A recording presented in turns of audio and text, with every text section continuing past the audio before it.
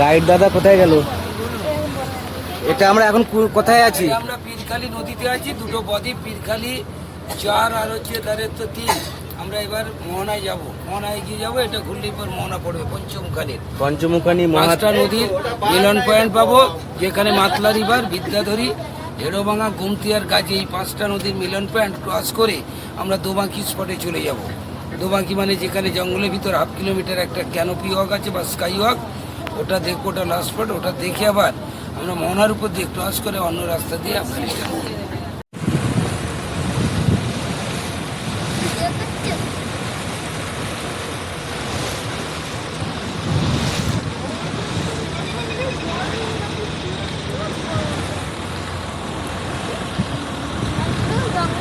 Brother, turn this side and up your hand. Praise the Lord.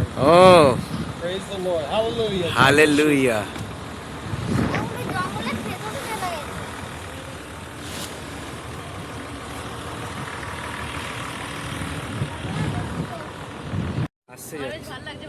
কেমন আছেন বন্ধুরা? আশা করি ভালো আছেন। আর আমরা একটি নতুন পর্বে আপনাদের সকলকে শুভেচ্ছা জানাই। সুন্দরবন জঙ্গল ভ্রমণের, সুন্দরবন জঙ্গলের সমস্ত বিষয় নিয়ে আবারও চলে এলাম। নদীর জোয়ার বেড়েছে, লবণাক্ত জলের জোয়ার ভাটার খেলা। সুন্দরবনের ঢেসমূল, শ্বাসমূল, সমস্ত সুন্দরবনের গাছের এ এক প্রধান বৈশিষ্ট্য। ভাটার সময় জল নেমে যায়, জোয়ারের সময় জল সর্বোচ্চ এই সমস্ত গাছের শিকড় পর্যন্ত উঠতে থাকে। আর বিশেষ করে আমরা এগিয়ে চলেছি সুন্দরবনের সমস্ত বিষয়কে আলোচনার মাধ্যমে। আর দেখতে পাচ্ছেন ধীরে ধীরে জোয়ার বেড়েছে এবং আমরা সুন্দর প্রকৃতি এবং এত সুন্দর হাওয়া নিয়ে বোটে আমরা আমাদের সফর চলছে। আর আমাদের সঙ্গীরা এদিকে এখন আমাদের চায়ের ব্রেক চলছে, সাথে থাকুন।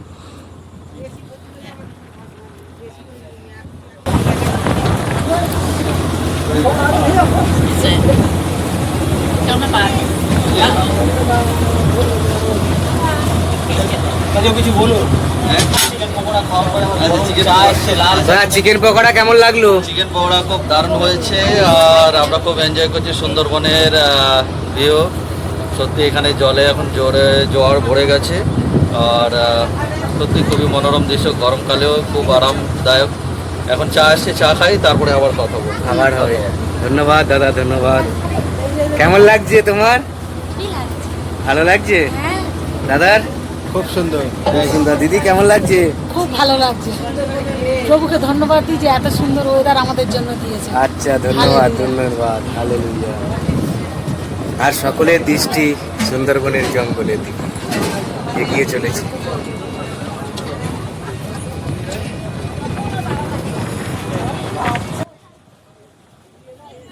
যাই হোক, এদিকে আমাদের চায়ের ব্যবস্থা, আর চা খেতে খেতেই সকলে আমাদের দৃষ্টি জঙ্গলের দিকে। আর থই থই করা নদী, প্রকৃতির সৌন্দর্যকে আমরা দেখতে দেখতে এগিয়ে চলেছি। আর সুন্দরবনের এই সমস্ত গাছ এক সময় কাটা হতো, কিন্তু বর্তমানে এই গাছ কাটা হয় না। আর সুন্দরবনের গ্রামের সমস্ত জঙ্গলের গায়ে যে এগুলো আছে কাঁকড়া গাছ, তার ফল ঝুলছে। আর এখানে বানি গাছ এবং কেওড়া গাছও আমরা দেখতে পেলাম। আস্তে আস্তে জোয়ার ভাটায় কারণে গাছের শিকড়ের গোড়াগুলো কালো হয়ে গেছে।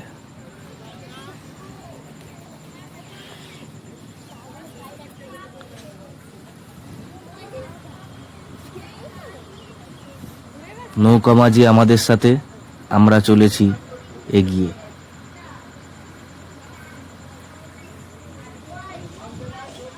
আর বিশেষ করে দেখতে পাচ্ছেন আমরা এখন খোলা বাদায় চলে এসেছি, যেটা চারিদিকে জাল দেওয়া থাকে সেটা নয়।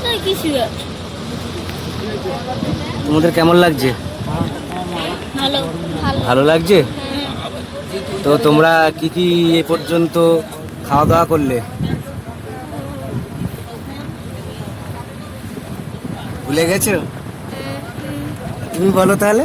লুচি, মটরের তরকারি, হ্যাঁ কলা, হ্যাঁ, ডিম, বাহ। আর একটু আগে কি খাওয়ালো? চা, চা। তার আগে পকোড়া পকোড়া পকোড়া, চিকেন পকোড়া, তাই তো? কেমন লেগেছে তোমাদের? ভালো। ভালো লেগেছে তো? সুন্দর। সুন্দরবনের বহু পরিবার আমাদের এই সুন্দরবন জঙ্গলেই মধু সংগ্রহ এবং নদী নদগুলোতে মাছ কাঁকড়া ধরে জীবিকা নির্বাহ করে থাকেন। আর প্রতি বছর এপ্রিল মাসে মধু সংগ্রহের কাজ চলে। বাকি সময় মাছ কাঁকড়া ধরার কাজে লিপ্ত থাকে সমস্ত পরিবার। আর এক্ষেত্রে প্রতি বছর কিন্তু এই সমস্ত জায়গাগুলো থেকেই অনেক বনজীবী মানুষ যারা কুমিরের দ্বারা আহত এবং নিহত হন এবং বাঘের দ্বারা আহত এবং নিহত হন। আর আমরা সুন্দরবনের মহারাজ রয়্যাল বেঙ্গলকে এই সমস্ত জায়গায় ঘুরে বেড়াতে দেখা যায়। যদিও আমরা এ পর্যন্ত মহারাজের দেখা পাইনি, তবে আমরা সকলেই প্রত্যাশা নিয়ে এগিয়ে চলেছি মহারাজের অপেক্ষায়। গাইড দাদা কোথায় গেল? এটা আমরা এখন কোথায় আছি? আমরা পীরখালি নদীতে আছি, দুটো বদ্বীপ, পীরখালি 4 আর হচ্ছে ধারের তো 3। আমরা এবার মোহনায় যাব, মোহনায় গিয়ে যাবো, এটা ঘুরলেই পর মোহনা পড়বে পঞ্চমুখানের। পঞ্চমুখানি পাঁচটা নদীর মিলন পয়েন্ট পাবো, যেখানে মাতলা রিভার, বিদ্যাধরী, হেড়োভাঙা, গুমতি আর গাজী, এই 5টা নদীর মিলন পয়েন্ট ক্রস করে আমরা দোবাঁকি স্পটে চলে যাব। দোবাঁকি মানে যেখানে জঙ্গলের ভিতর 1/2 কিলোমিটার একটা ক্যানোপি ওয়াক আছে বা স্কাই ওয়াক, ওটা দেখবো, ওটা লাস্ট স্পট। ওটা দেখে আবার আমরা মোহনার উপর দিয়ে ক্রস করে অন্য রাস্তা দিয়ে আমরা return করব। সাথে থাকুন, এগিয়ে চলেছি আমরা। সাথে থাকুন, সঙ্গে থাকুন।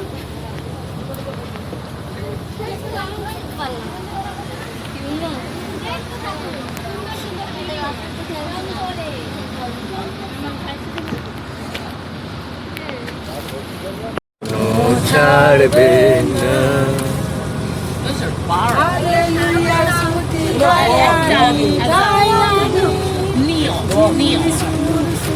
ঠোঁট।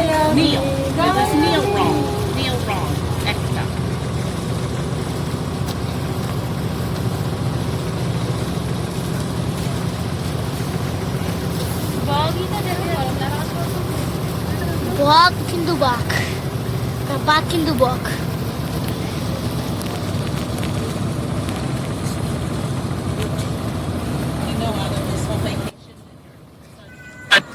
সুন্দরবনের জঙ্গলের সমস্ত পাখি আগে প্রচুর পরিমাণে দেখা গেল, বর্তমানে পাখির যে সমস্ত কিছু বিষয় এবং পাখির আনাগোনা কিন্তু আগের তুলনায় অনেক কমেছে।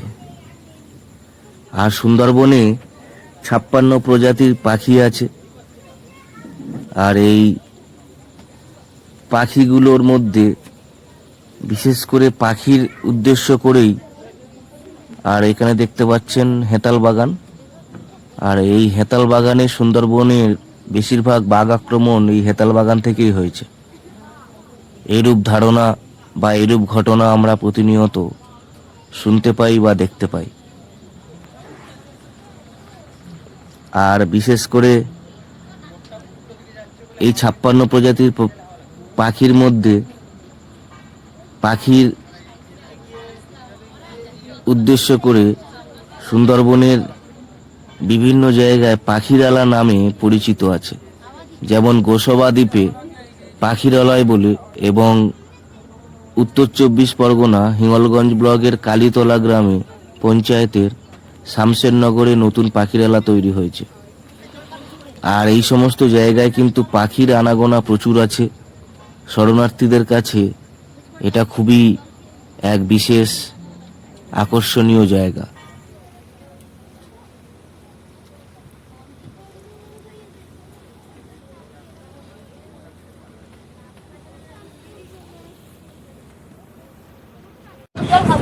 এটা বড় নদী, এটা গাজী রিভার।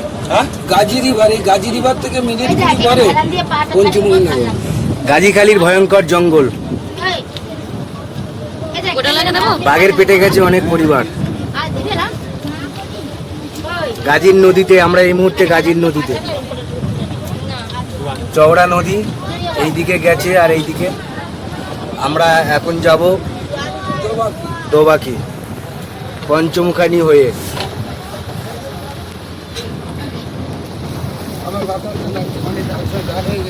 হ্যাঁ, তাহলে এই সুন্দরবনের জঙ্গল অনেক ঝড় আটকে যায় না? জঙ্গল আছে বলে টোটাল এটা অনেকটা রেহাই সুন্দরবনে মানুষের। আজকে আয়লা হলো, ফণি হলো, আমফান হলো, ইয়াস হলো, এই যে ঝড়গুলো আবার যে মে মাসে কী হবে তার ঠিক নেই। এখনো পর্যন্ত কোনো সংকেত নেই, মানে ঠিক আছে সংকেত হলে ভয়। যত প্রতি বছর মে মাস হলে সুন্দরবনের মানুষের একটা বুকে আতঙ্ক চলে আসে। প্রতি বছর মে মাস হলে সুন্দরবনের মানুষের বুকে একটা আতঙ্ক চলে আসে। যা কিছু হয়েছে মে মাসে হয়েছে। এটা সব মেন চলছে।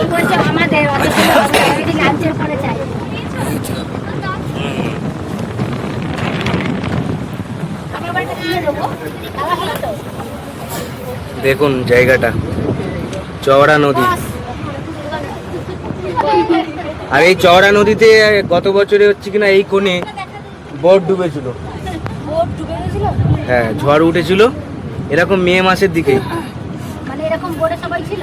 হ্যাঁ হ্যাঁ, এই পঞ্চমুখীর কোণে এইদিকে। তখন আপনারা কোথায় ছিলেন? তখন আমরা ছিলাম হচ্ছে কিনা ওই কাজীখালীর ওই সরু এতে। ও ঝড় উঠে তখন কি করলেন? আমরা ঢুকে গেছিলাম, পরবর্তীকালে আমরা ওই খবরটা পেলাম।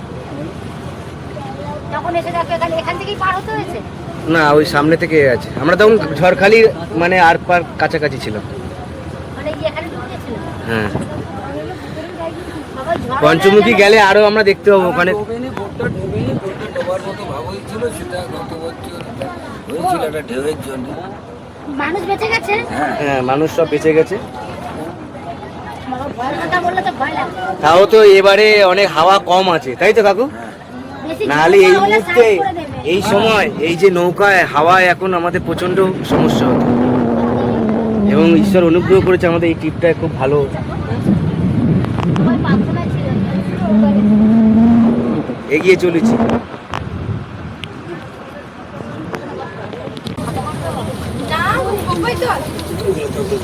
কাকা কত বছর বোট চালাচ্ছেন? 20 বছর। 20 বছর। তাহলে আপনি ওই নিখিলদার কোন ভাই? সেজো ভাই, তাই তো? তা কেমন আছেন? কেমন ভালো আছে, তো পরিবারের সকলে ভালো তো? মোটামুটি ভালো।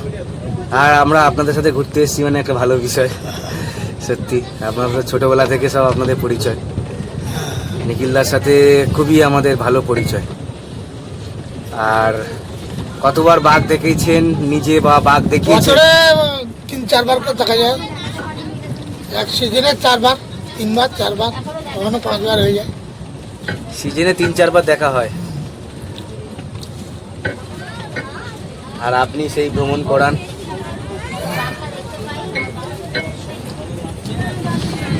শুকর পাড়া গেলে ধরা 3টে বাঘ পার হয়ে গেছে, মাঝে মাঝে দেখা যাচ্ছে। 3টে বাঘ একসাথে? হ্যাঁ? 3টে বাঘ আছে মানে মাছ বাচ্চা।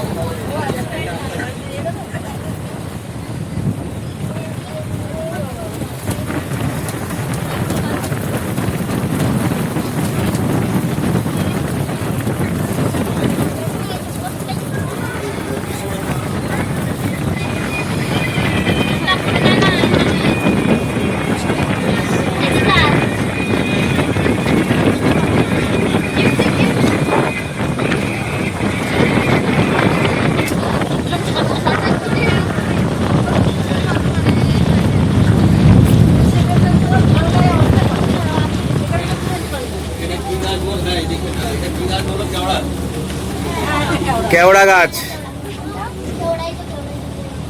যেখানে যা আছে সব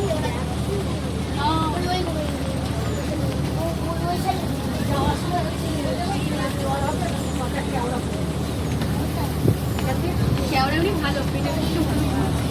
পেটের সমস্যা হয় না, কেওড়া সেদ্ধ করে জল খেতে হয়, ভাত দিয়েও খায় অনেকে। পেটের সমস্যা অনেক মেটে, তাই তো? আর এটা মনে হয় গর্জন গাছ এটা। আর এইসব খাড়িতে ঢোকে।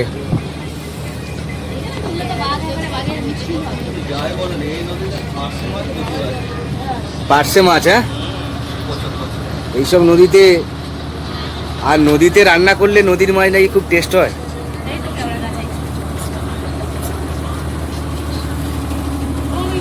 নদীর মাছ খেয়েছেন? নদীর মাছ, river fish, have you test?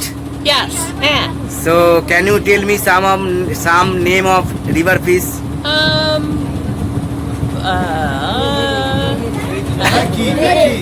Vetki. Vetki. Vetki. Yeah, vetki. It's a barramunda. Yeah. And kakra, Kakra, crabs, kakra. Yes. nele. Chingri. Yeah, chingri. Good. Brother is telling Bengali. Good. We are so much excited. Yes. Amodi.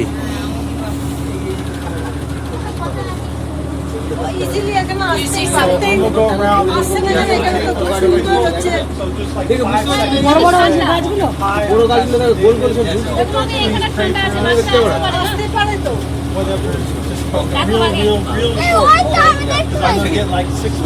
চোখে দেখতে পাচ্ছি Whatever your prayer is for your church.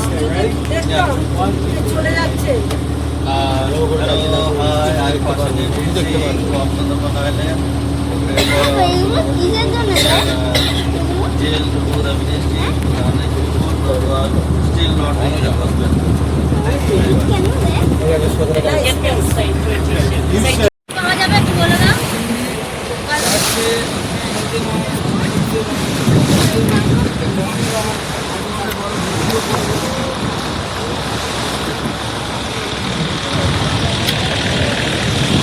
কাকু মোহনার মুখে এলাম তো, মোহনার মুখে এখানে তো অনেক যেটা মোহনা পঞ্চমুখানি 5 রিভার পয়েন্ট, 5টা নদী। আমরা দূরে যে সোজাটা দেখতে পাচ্ছি এটা মাতলা রিভার। এই মাতলা রিভার দিয়ে যদি যাই আমরা নামখানা, কাকদ্বীপ, গঙ্গাসাগর, ফেজারগঞ্জ, জম্বুদ্বীপ, নতিয়ান, হলিডে, হ্যাংদি আইল্যান্ড, ডায়মন্ড হারবার, হলদিয়া কুমির প্রকল্প। তারপরেরটা হচ্ছে হেড়োভাঙ্গা নদী, এটা ঝড়খালি বদ্বীপ, যেখানে বাঘের রেস্কিউ সেন্টার। ঝড়খালি, কৈখালি, কুলতলি, কাটাবাড়ি, ওখানে নেমে গেলে গাড়িতে করে বাইরোড, জয়নগর। ডান দিকে সোজা যেটা কার্গো শিপ যাচ্ছে ওটা বিদ্যা রিভার। বিদ্যা রিভারে ওখানে নদীর মধ্যখানে একটা নতুন বদ্বীপ হয়েছে, সেটা দিয়ে গেলে আমরা গোসবায় চলে যাবো। গোসবা যে রবীন্দ্রনাথ ঠাকুরের বাংলো আছে না, বাংলোটা পড়বে। তারপরে নদীটা হচ্ছে গোমতী রিভার। গোমতী রিভার মানে পাখিরালা হোটেল। প্রথম যেখানে সকালে উঠলেন ওই ঘাটে পৌঁছে যাবো। আর গাজী রিভার থেকে যেটা পঞ্চমুখানিতে বেরোলাম, এটা বোথ সাইড জঙ্গল দেখতে দেখতে আসলাম। এবার আমরা ডান দিকে, এই বাম দিকে ছোট ক্যানেলে যাব। একটু পরে আমরা দোবাকি স্পটে নামবো, যেখানে জঙ্গলের ভিতরে 496 মিটার একটা ক্যানোপি হয়ে গেছে। ওটা দেখে আবার রিটার্ন করে বোটে এসে তারপর মোহনার উপর দিয়ে আবার এবার হোটেলে রিটার্ন করবো। এই জার্নিটা খুবই ভয়ঙ্কর জার্নি। এই পঞ্চমুখী শুরু হয়ে গিয়েছে, দেখতে পাচ্ছেন আমাদের এই ঢেউ ঠেলে বোট এগিয়ে চলেছে। ঢেউয়ের মধ্যে কেমন লাগছে? ভয় লাগছে না কারোর? অবশ্যই ভয় লাগছে? ভয় লাগছে? ভয় লাগছে ঠিকই, জানি কিছুই হবে না, ঈশ্বর কিছু হবে না। টোটালি আমাদের নৌকা কিন্তু, বোট কিন্তু দুলছে এখানে মনে হয় বলে একটু ফাঁকা জায়গা, হালকা আর হাওয়া বেশি আছে। মোহনার মুখে আমরা আছি, এগিয়ে চলেছি। এটা কি ডান দিকে ঘুরবে? হ্যাঁ, আমরা ওই সামনে ডান দিকে গিয়ে একদম সামনে ওখানে আছে দোবাকি। ওই যে বোট যাচ্ছে, বোটের সামনে একটা ভিতরে বোট দেখতে পাচ্ছি, আর একটু সামান্য গিয়ে।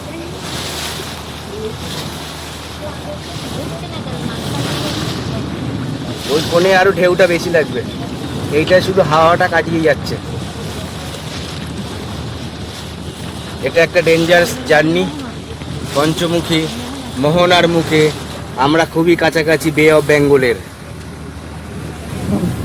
প্রবেশ করলাম দোবাকি খাল, আর আমরা ভয়ঙ্কর পঞ্চমুখী পার হয়ে দোবাকি খালের মধ্য থেকে দোবাকি ক্যাম্পের উদ্দেশ্যে চলেছি।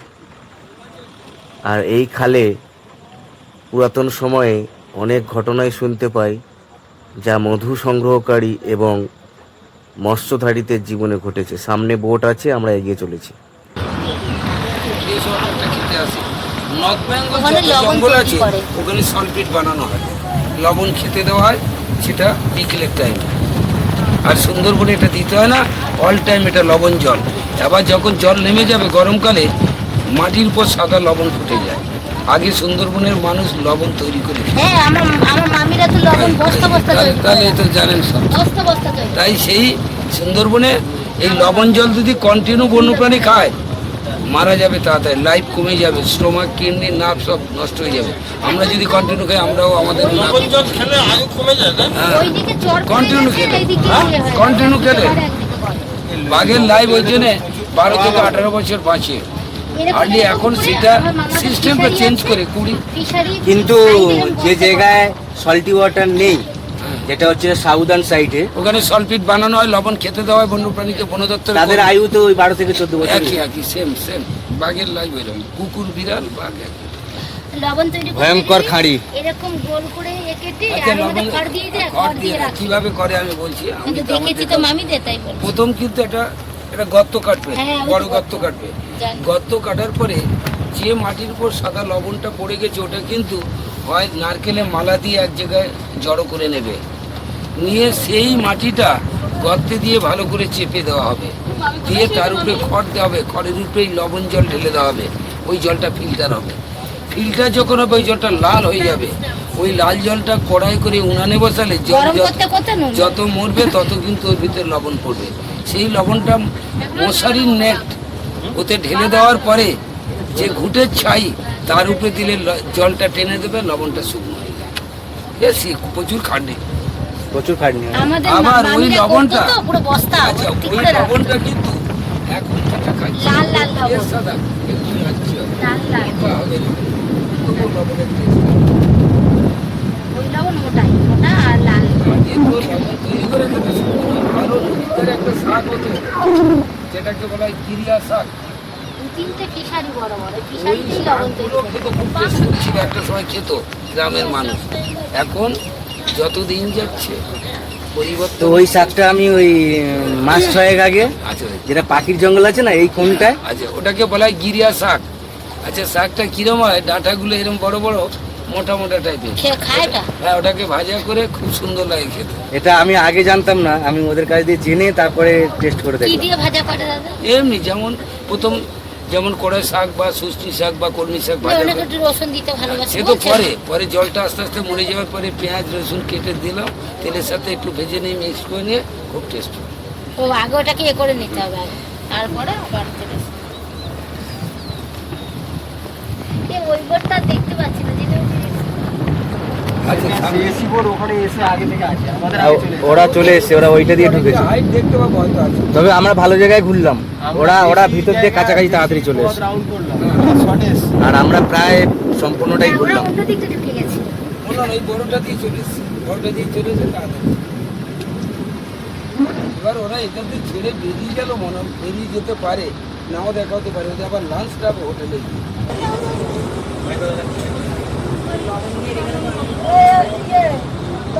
বলছে কে শুয়াছ